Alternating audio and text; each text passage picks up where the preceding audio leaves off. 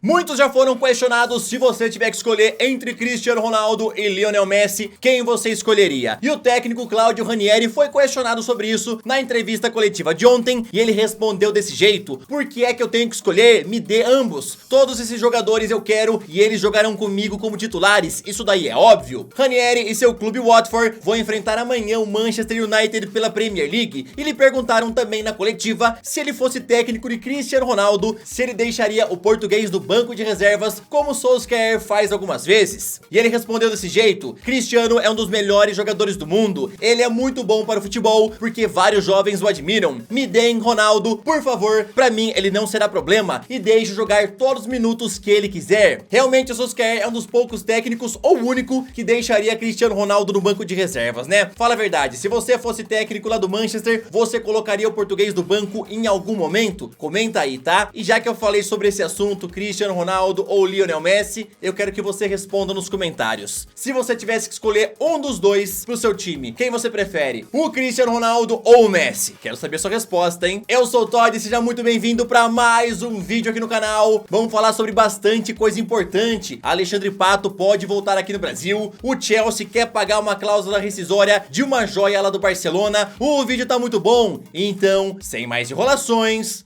solta a intro! Damn, it's gonna be a long night. Yeah.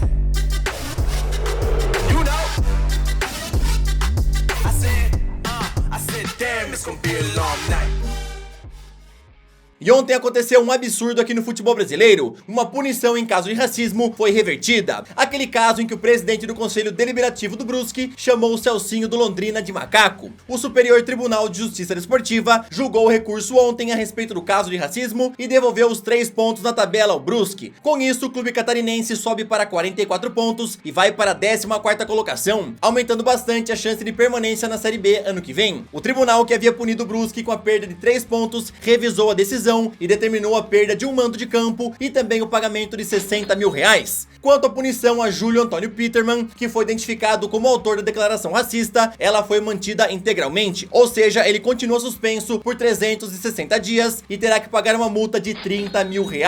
Simplesmente um absurdo reverter uma punição em caso de racismo, principalmente às vésperas do Dia da Consciência Negra, né? Realmente o futebol brasileiro tá ficando cada vez mais complicado, com algumas decisões bem questionáveis, né? Eu quero saber a sua opinião em relação a todo esse caso. Comenta aí. Para a alegria da torcida rubro-negra, o Meia Arrascaeta está evoluindo muito bem, visando estar em campo na final da Libertadores contra o Palmeiras. Ontem ele já se juntou ao elenco no trabalho com bola pela primeira vez, desde que sofreu a lesão na coxa no dia 7 de outubro. O uruguaio ainda segue em transição e não está integrado completamente ao elenco. Segundo o departamento médico, a evolução dele é gradativa e lenta. Sendo assim, o jogador não ganhará minutos em jogos oficiais antes da grande final do próximo dia 27, já que o Flamengo não quer correr risco de uma nova lesão. Outra boa notícia para o torcedor rubro-negro é que Bruno Henrique não tem lesão detectada e segue programação para a redução das dores, visando ficar 100% para a final do próximo dia 27. E o atacante Alexandre Pato pode voltar ao futebol brasileiro em 2022.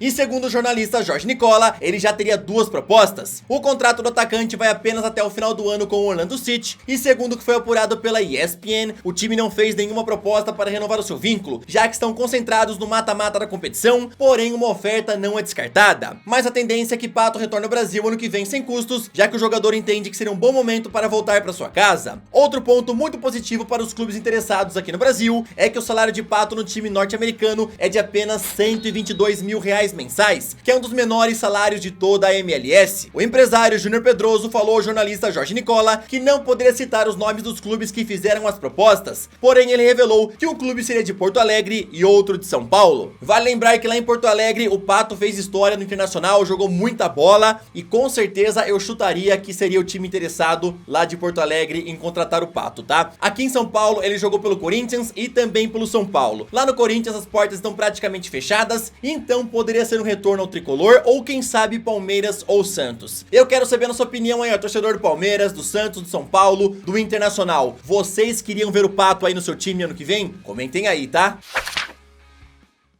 Agora eu já aproveito pra fazer meu jabazinho. Tu deixou o like no vídeo? Se não deixou, tá esperando o quê? Martela o botão do joinha e também se inscreve no canal. Não esquece de ativar o sininho pra você sempre ser notificado quando for saindo algum vídeo novo. E eu vou deixar na descrição o link do meu Instagram, que eu sempre posto bastante coisa em relação ao mundo do futebol. Inclusive hoje eu postei nos stories uma brincadeira pra ver se você consegue adivinhar quem é o jogador somente pela silhueta, tá? Será que você realmente vai conseguir acertar os 5? Vai lá, tá? E agora, bora dar aquele nosso rolezinho pela Europa. E o Paris Saint-Germain tem um baita problemão para o jogo contra o Manchester City pela Liga dos Campeões. E esse problema se chama Neymar. O jogador que se lesionou a serviço da seleção brasileira no início da semana, inicialmente ficaria fora somente no jogo de amanhã contra o Nantes e voltaria semana que vem contra o time de Pep Guardiola. Porém, agora tudo mudou. O jornal L'Equipe informou que após mais exames serem feitos, foi detectado pelo departamento médico uma pequena lesão no músculo adutor da coxa esquerda, que já o deixa fora de ação por uma semana.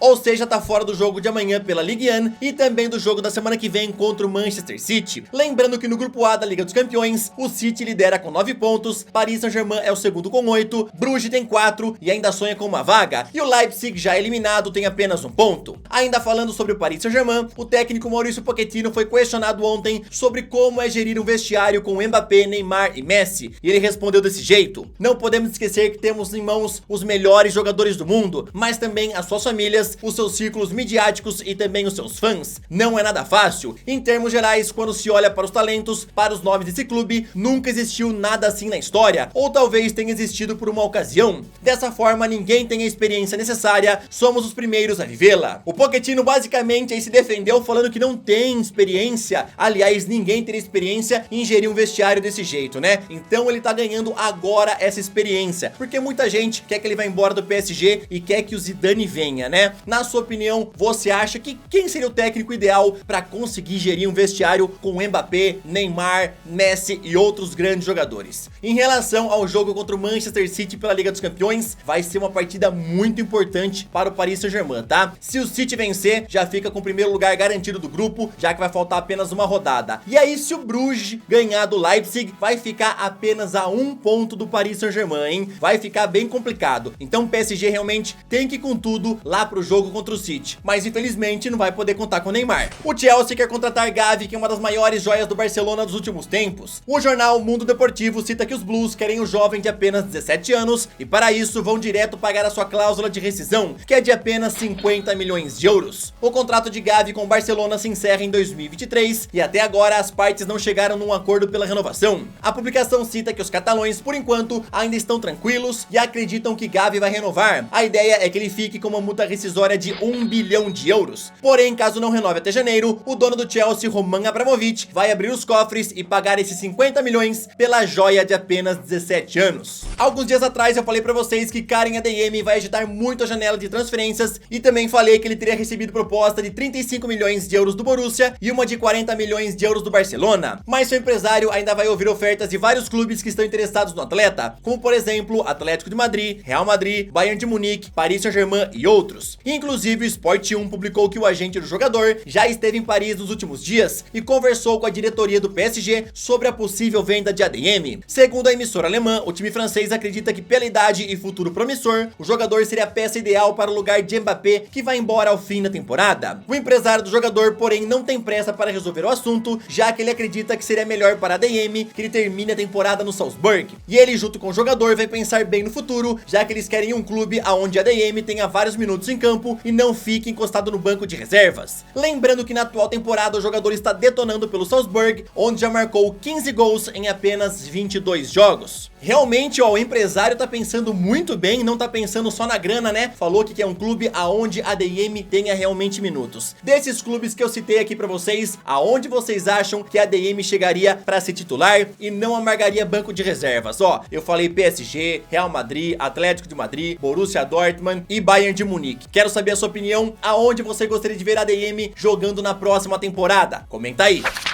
Bom, galera, essa foi mais uma edição do Todd News. Eu espero que vocês tenham gostado. Não se esqueçam de comentar sobre tudo. Bora bater um papo, bora ter uma discussão sadia. Tamo junto, valeu, até o próximo vídeo. Falou!